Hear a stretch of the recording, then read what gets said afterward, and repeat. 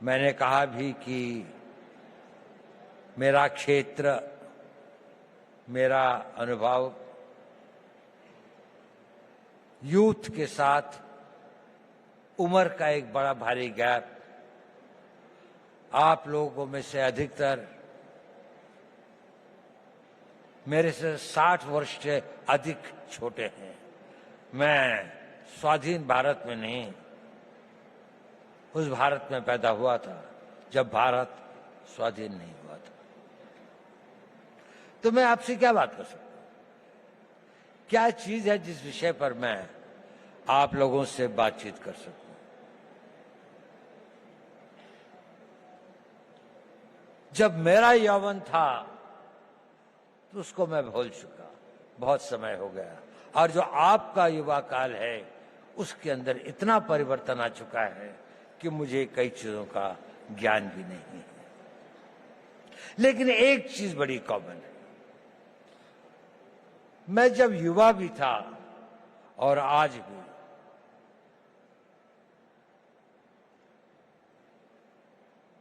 एक चीज का मैंने देखा, वो हमेशा आपके साथ चलती है, आपको पता हो या न हो, आप कॉन्शियस हो या न हो, चीज बहुत छोटी है लेकिन वो आपके जीवन की लोकाई को डिटरमिन करती है, उसकी गति और उसका क्या अंत में वो कहां पहुंचेगी इसका निर्णय करती है। वो होती है आपके निर्णय लेने की क्षमता। आप सभी निर्णय लेते हैं। युवा को अपने रोजमर्रा की जिंदगी में छोटे निर्णय और बड़े निर्णय करने पड़ते हैं, और जैसे जैसे आप बढ़ते जाएंगे छोटी सी बात से और बड़े बड़े निर्णय आप लोगों को ही लेने पड़ेंगे। भारत तो विकसित होगा ही। भारत जिस गति और जिस रफ्तार पर प्रधानमंत्री मोदी जी इसको ले आए हैं, ये एक ऑटो मोड में भी चलेगा और विकसित हो जाएगा। लेकिन प्रश्न यह है कि इस विकसित भारत का नेतृत्व कौन करेगा, वो कितने सक्षम होंगे। और नेता की सबसे बड़ी शक्ति जो होती है, सबसे बड़ा हुनर, सबसे बड़ी योग्यता वो होती है कि वो सही निर्णय लेता है, समय पर निर्णय लेता है और अपनी पूरी आस्था और उसके साथ उन निर्णयों पर कार्यान्वित करता है। तो अगर आपको भारत के विकसित भारत का नेता बनना है, किसी भी क्षेत्र में हो, साइंस में हो, टेक्नोलॉजी में हो, सिक्योरिटी के क्षेत्र में हो, आपको निर्णय लेने पड़ेंगे और यह निर्णय लेने की क्षमता आपको अभी से विकसित करनी पड़ेगी। आप लोगों ने बहुत कुछ पढ़ा है, आप भारत के जागृत युवक हैं। निर्णय कैसे लें, बहुत सारे मोटिवेशनल स्पीकर्स बताते हैं, मैं उस बारे में ज्यादा नहीं कहना चाहता।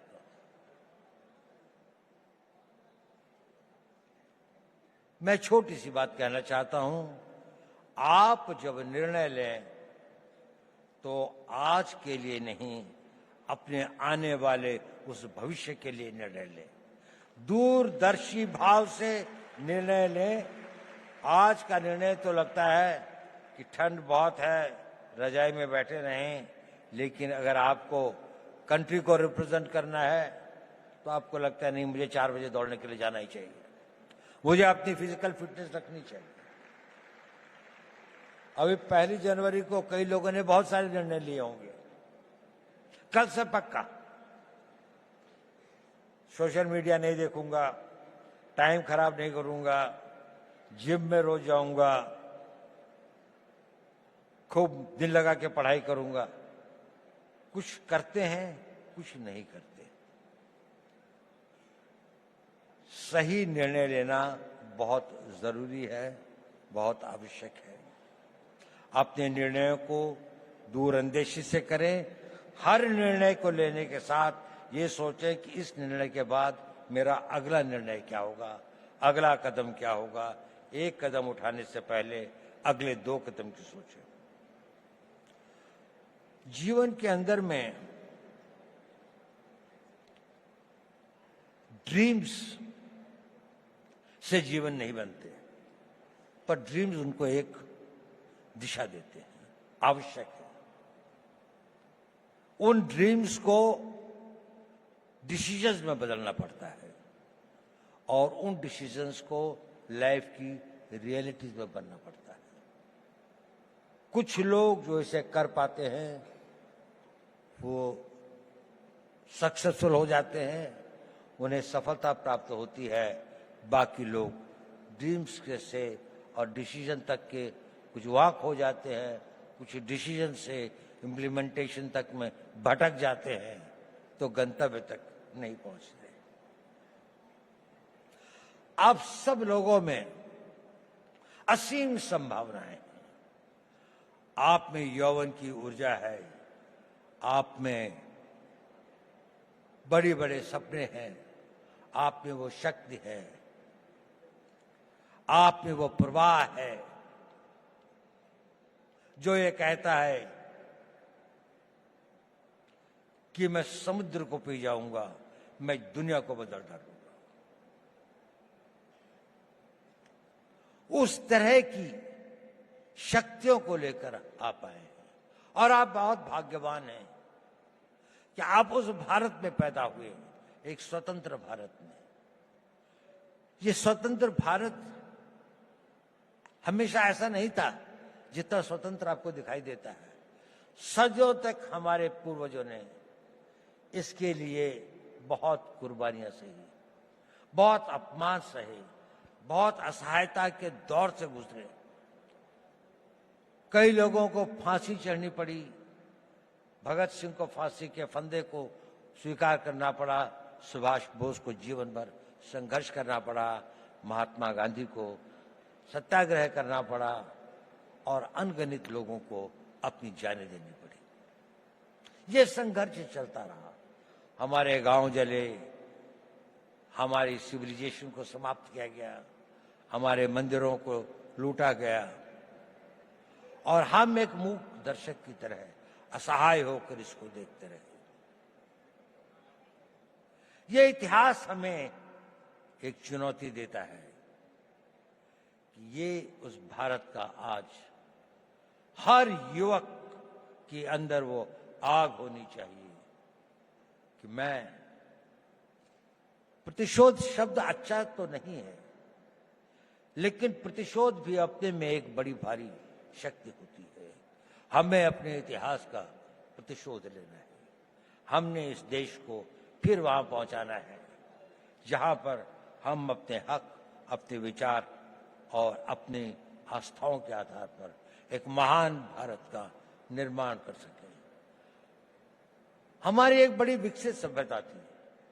हमने किसी के मंदिर नहीं तोड़े, हमने कहीं जाकर लूटा नहीं, हमने किसी बाहर के लोगों के ऊपर आक्रमण नहीं किया, जबकि सारी दुनिया बहुत पिछड़ी थी। परंतु क्योंकि हम अपनी सुरक्षा और हम अपने आप को समझ नहीं पाए कि हम को क्या खतरे हैं, हम उनके प्रति उदासीन रहे, तो हमें इतिहास ने एक सबक सिखाया।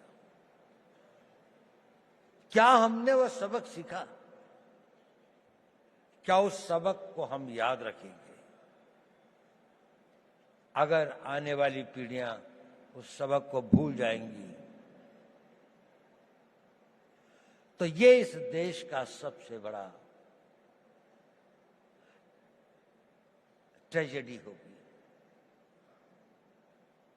सेंट पीटर्सबर्ग के अंदर में एक बहुत बूढ़ा रवि रहता था, यू। वहां का जो बिशप था वो दोनों बहुत दोस्त थे। तो एक दिन बिशप उसके घर पे आया तो रवि जो था करीब 80 85 साल का था तो उसकी आंखों में आंसू थे।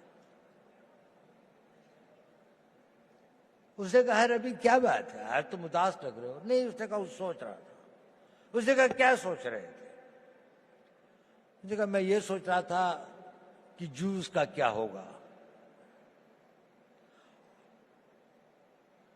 उसने कहा, देखो पिछले 2000 सालों से तुम संघर्ष कर रहे हो, 2000 सालों से यात्राएं सह रहे हो, 2000 सालों से तुम्हारे ऊपर इतनी अधिक वो हुई, प्रोग्राम थे दुनिया में, क्या तुम्हें इस बात का रोना आ रहा है?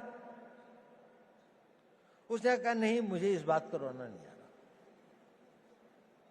मेरे विचार में यह ख्याल आया कि इन हजारों सालों तक संघर्ष की जिस परंपरा से, जिस आग को जिंदा रखा है, कहीं आने वाली पीढ़ियां इसको भूल तो नहीं जाएंगी, और भूल तो नहीं जाएंगे कि हमें अपने आप को फिर से शक्तिशाली बनाना है, अपनी रक्षा करनी है। ये भाव था, ये बड़ा पावरफुल सेंटिमेंट है, और हमें अपने उस सेंटिमेंट से ही प्रेरित होना चाहिए। कई सारी ऐसी बातें होती हैं हमारे ऊपर, कई सारे इस तरह के आघात होते हैं जिससे हमें लगता है अगर हमारे साथ में अन्याय हुआ है, अगर हमारे साथ दुर्व्यवहार हुआ है, हमारे गांव जलाए गए, हमारी मातृशक्ति का अपमानित किया गया, तो इसका हम भी अपने आप को इतना मजबूत करेंगे, हर रूप से, आर्थिक रूप से, रक्षात्मक रूप से, टेक्नोलॉजी के रूप से, हर क्षेत्र में हमें आगे बढ़ना है। तो मैंने ये बताया कि आवश्यक है कि आप जीवन में सही निर्णय लें और निर्णय लेने की शक्ति बढ़ाएं। मैं उस पर ज्यादा नहीं बोलूंगा क्योंकि आप लोग काफी जागरूक हैं। मैं एक दूसरी बात पे कुछ कहना चाहता हूं। प्रश्न इस बात का, यह जरूरी है कि आप सही निर्णय लें, लेकिन सही निर्णय लेने के बाद भी वो निर्णय पर आदमी चल नहीं पाता। It is important that you take right decisions, but it is more important that you make your decisions right. आपने अगर निर्णय लिया तो आप उसे सही बनाएंगे, और डिसीजंस राइट बनाने में ही कठिनाई होती है, वहीं पर संघर्ष करना पड़ता है। इस अपने डिसीजंस को जो आप लेते हैं उनको राइट करने के लिए आपको खटना पड़ता है, साधना करनी पड़ती है, मिटना पड़ता है, जल तिल तिल भर के जलना पड़ता है, और लंबे समय तक चलना पड़ता है। एक दिन में सपने पूरे नहीं होते, एक किसी काम को करने से मंजिल नहीं मिलती। ये छोटे छोटे कई काम होते हैं जो आपको करने हैं।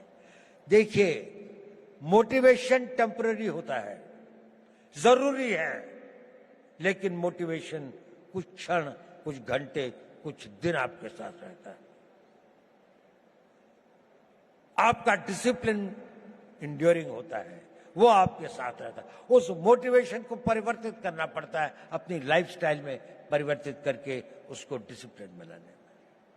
जब आपके जीवन का वो भाग हो जाता है तो कुछ दिनों में वो आपका आदत हो जाती है और फिर वो परमानेंट हो जाता है। आप सोचते हैं कि मुझे सवेरे 3:30 बजे या 4 बजे उठना चाहिए। पहली बार शायद आप किसी बात से मोटिवेट हुए होंगे कि किसी ने कहा होगा कि आप अगर सवेरे उठते हैं, आप अगर अपना फिजिकल फिटनेस ठीक रखते हैं, आप योगा करते हैं, समय लगता है उसके लिए, आप 9 बजे उठ के नहीं कर सकते। आप अपनी पढ़ाई कर सकते हैं, तो 3 दिन तो आपने किया, चौथे दिन आप भूल गए। लेकिन अगर आप में डिसिप्लिन आ जाता है तो फिर ये हो जाता, और अगर वो आपका नेचर बन जाता है तो फिर जीवन भर आप ये करते रहते। तो अपना मोटिवेशंस को अपने डिसिप्लिन में परिवर्तित करें, ये एक इंपॉर्टेंट टिप है। ये भी बहुत जरूरी है कि जब आप निर्णय लें तो इसमें जो काम करना होता है उसको पोस्टपोन करने की आदत मत डालें। अगर कोई काम करना है तो वो अभी करना है, आज ही करना है। मैं इसको आधे घंटे के लिए नहीं पोस्टपोन करूंगा। अगर आपने उसको पोस्टपोन किया तो ये भी हैबिट फॉर्मिंग होता है, यह आपकी आदत बन जाएगी और आप जीवन में अच्छे कामों को करने की इच्छा तो होगी, लेकिन आप उसे पोस्टपोन करते जाएंगे। पोस्टपोन मत करिए। दूसरी बात, कभी कभी किसी कारणों से व्यवधान हो भी जाए तो don't quit. Tenacity is a very important power. आपकी लगन, उस लगन के साथ में लगे रहें, क्विट मत करें, सरेंडर मत करें। कष्ट आएगा, रुकावटें आएंगी, तकलीफें आएंगी, ठहरना होगा तो ठहरेंगे, लेकिन ना अपनी मंजिल छोड़ेंगे, ना अपना रास्ता बदलेंगे। आगे बढ़ेंगे तो पूरे जोश के साथ बढ़ेंगे। और एक बहुत बड़ी बात है कि अपने ऊपर विश्वास मत छोड़ें।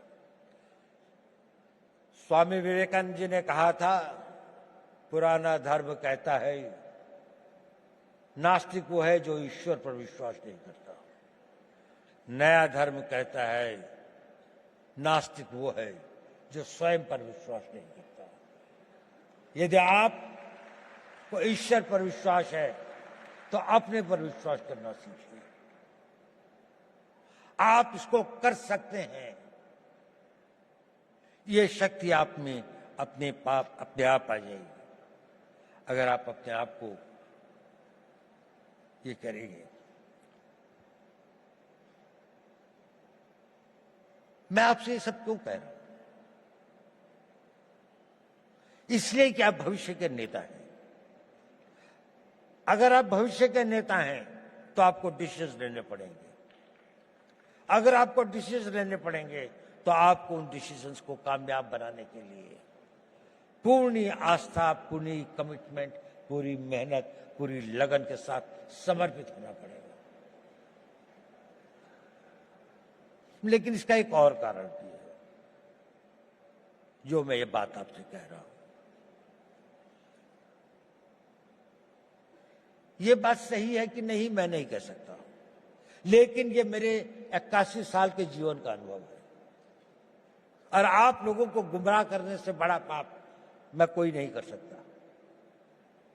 मैं आपसे एक बात कहना चाहता हूं, ये मेरे अनुभव के आधार पर भी है, और मेरा अनुभव मेरे अपने जीवन का नहीं, और हजारों लोगों के साथ जो मेरे जीवन का अनुभव रहा उस पर भी। जब आप अपने आप को इस तरह से ढालते हैं, 5 साल का टाइम दीजिए, केवल 5 साल, कि मैं जो निर्णय करूंगा उस पर अटल रहूंगा। 5 साल अगर आपने यह काम किया, आप में एक अद्भुत एनर्जी पैदा होती है। वो होती है आपकी विल पावर।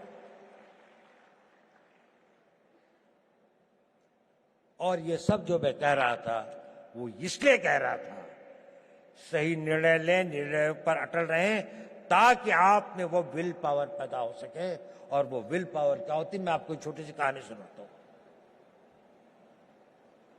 11 अप्रैल 2011 को हमारे कंट्री की एक नेशनल वॉलीबॉल प्लेयर थी। उनका नाम था अरुणिमा वर्मा। वो वॉलीबॉल के टूर्नामेंट से आई और अपनी परीक्षा देने के लिए दिल्ली से लखनऊ जा रही थी। बरेली के पास कुछ डकैतों ने उस पर हमला कर दिया और लोगों से सामान लूटने लगे। अधिकतर लोगों ने दे दिया। उसके गले में चेन थी, उन्होंने चेन खींचने की कोशिश करी, उसने रेजिस्ट किया, उसने नहीं दी चेन।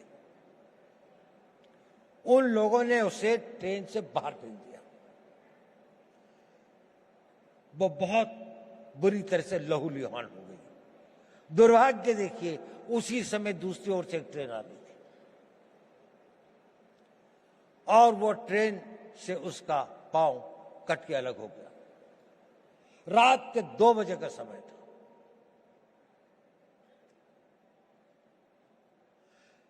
उस पटरी के ऊपर कई बड़े बड़े चूहे थे, वो उसके मांस को खाने लगे। वो वेदना में कराह रही थी पर कोई नहीं था। उस सुनसाने में, उस वीराने में कोई नहीं था। वो लहूलुहान, उसका बहुत खून बह चुका था। सवेरे लोग वहां पहुंचे तो उसको उठाया, ले गए। नेशनल प्लेयर थी, दिल्ली लाए, all India institute of medical sciences में उसका उपचार हुआ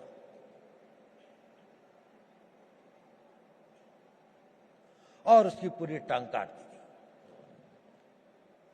एम्प्यूट करनी पड़ी।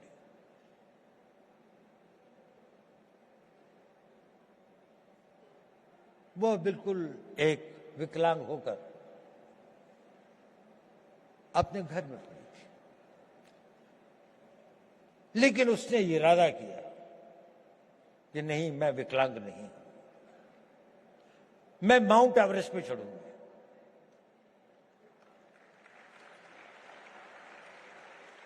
डॉक्टर्स ने कहा कि इस तरह की टांग से तो कोई चढ़ ही नहीं सकता और इसको भी स्टेबलाइज होने में तो कई साल लग जाएंगे। उसने कहा नहीं, मैं तो आज ही से प्रैक्टिस करूंगा।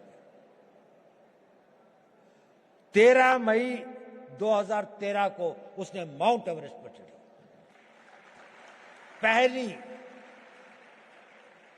एक पांव न होने वाली महिला में एक आर्टिफिशियल उसके साथ में, और वही नहीं, सबसे पहले चढ़ी टॉप पर। जो पूरा गैंग ग्रुप था उसके अंदर में वही बेस कैंप से सबसे पहले आती थी। क्या था उसके अंदर? Physical strength, opportunities, talent. इस सबसे ज्यादा उसके अंदर वो विल पावर थी, और वो विल पावर उसके साथ में एक दिन में नहीं आई। जब उसके जीवन को लोगों ने पढ़ा, समझा, उसने बचपन से ही अपने अंदर एक ऐसी शक्ति पैदा की थी कि जो उसकी स्ट्रांग विल पावर थी। मैं चाहता हूं कि आप लोग इस 5 साल के शेड्यूल को फॉलो करें। इसके लिए नहीं कि निर्णय सही होंगे, इसके लिए नहीं कि निर्णय को आप वो कर निर्णय कर पाएंगे तो आपको सफलता मिलेगी, वो तो मिलेगी, लेकिन उस कमिटमेंट, उसके साथ में, रिगर के साथ में, उस डिसिप्लिन के साथ में अगर आप अपना जीवन जिएंगे तो आपके अंदर एक बहुत स्ट्रांग विल पावर पैदा होगा। और वो विल पावर एक इतनी बड़ी शक्ति होती है कि आप जो चाहोगे वो कर सकते हो। आप उसकी इच्छा करोगे, वो इतना बड़ा फोर्स मल्टीप्लायर होता है कि वो आपकी physical energy, mental calibre, mental talent वगैरह, एवरीथिंग एल्स, वो सब कुछ जीतती हुई आप देखोगे कि जीवन में ये असंभव चीजें क्यों होती हैं।